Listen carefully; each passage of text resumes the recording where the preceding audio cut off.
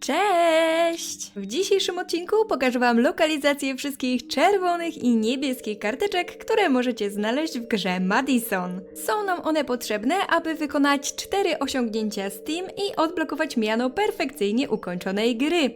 Jeżeli macie ochotę wykonać ze mną resztę osiągnięć do gry Madison, to zapraszam Was do poprzedniego odcinka, w którym omawiałam je wszystkie. Zanim zaczniemy, to szybki wstęp do karteczek. Po pierwsze, tak, wiem, że te karteczki tak naprawdę to nie są karteczki, tylko zdjęcia, ale chyba wszyscy zgodzicie się ze mną, że karteczki brzmią dużo lepiej. Po drugie, karteczki w grze porozkładane są w różnych lokalizacjach i do niektórych z nich nie będziecie mieli wstępu później, więc jeżeli dane miejsce będziecie odwiedzać, to musicie o niej pamiętać, żeby koniecznie ją podnieść. I trzecie, ostatnie, karteczki dzielimy na 2 kolory, niebieskie i czerwone. Czerwonych mamy do znalezienia 20, a niebieskich 5. A teraz gotowi?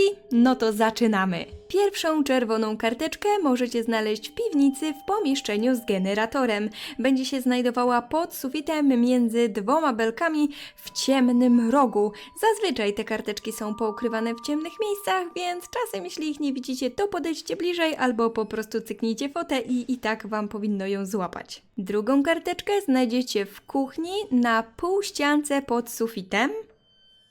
Trzecia karteczka znajduje się nad drzwiami do kuchni od strony wejścia na strych, więc bardzo ważne, żebyście zrobili jej zdjęcie jak najszybciej, zanim odblokujecie to wejście na strych, bo inaczej jak je otworzycie, to schody zablokują Wam dostęp i już w tej grze do tej karteczki nie dotrzecie. Czwartą karteczkę znajdziecie w czeluściach ciemności w łazience nad wanną.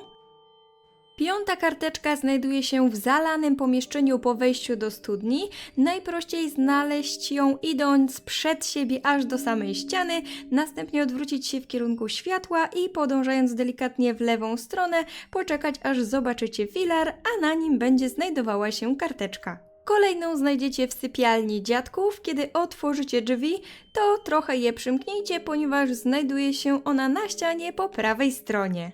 Następną znajdziecie w małej toalecie po odblokowaniu przejścia do kolejnej części domu. 8. karteczka znajduje się w tunelach. Kiedy tam wejdziecie, po prostu idziecie cały czas prosto, aż natkniecie się na barykadę, na której będzie przyklejona karteczka.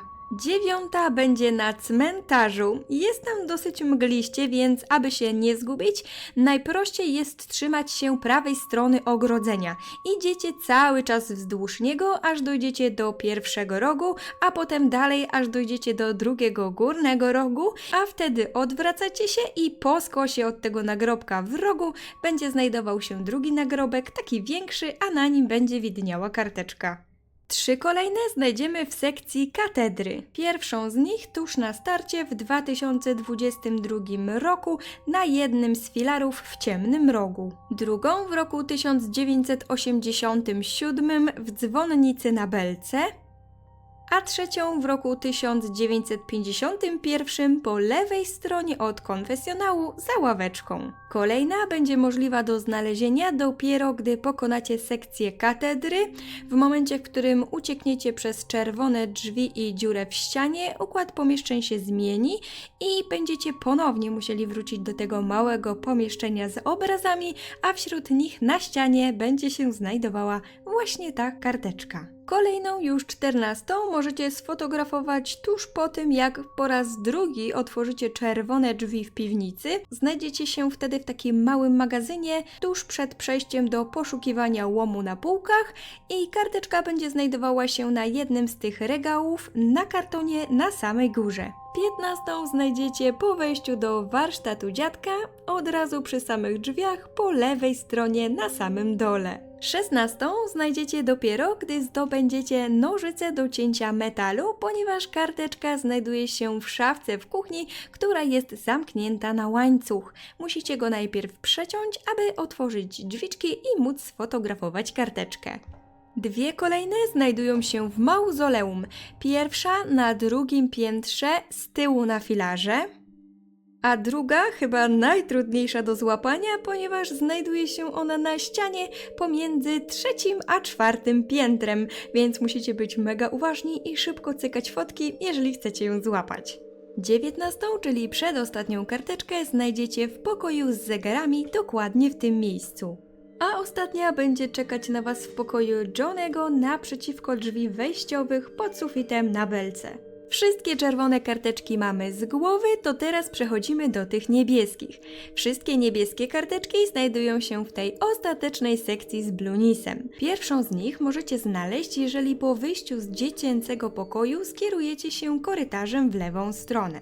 Idziecie wzdłuż niego, a następnie skręcacie w prawo w korytarz z zielonymi ścianami. Na jego końcu po lewej stronie znajdziecie pierwszą niebieską karteczkę. Druga znajduje się w gabinecie dziadka na korkowej tablicy. Trzecią znajdziecie w pomieszczeniu przypominającym strych.